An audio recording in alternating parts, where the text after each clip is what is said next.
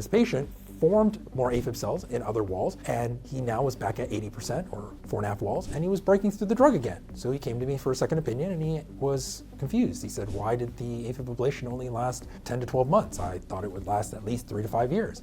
And I said, well, the doctor didn't really get rid of all your atrial fibrillation. And the patient was actually really surprised. He said, what do you mean you didn't get rid of all my atrial fibrillation? I didn't have any atrial fibrillation for about a year. And I said, yes, but that's because he kept you on the second strongest drug we have to keep the remainder of your atrial fibrillation asleep. Had he truly gotten rid of all your AFib, he could have stopped the second strongest drug because there would have been no cells to keep asleep and you would have not gone into AFib at all. Or if he had gotten rid of 90%, maybe you would be waking up 5 or 10%. But he only got rid of a little bit, and the remainder 3.5 walls or 60% worth was being kept asleep by this super strong drug. So you have to understand that, number one, it depends on whether you need another ablation. It will depend on how much atrial fibrillation you're having after that 3-month blanking period, and it will depend on how much atrial fibrillation you're having off of any antiarrhythmic drugs to artificially keep your AFib asleep. That's what survived the ablation, or that's what they didn't do or didn't get rid of enough, and that's what needs to be targeted. If they keep you on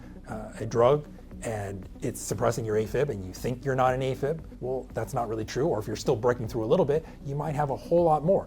So how do you know when you need another ablation? If you're off an antiarrhythmic drug past the 3-month blanking period and you're still continuing to have significant amounts of atrial fibrillation, that's when you would be a candidate for another ablation.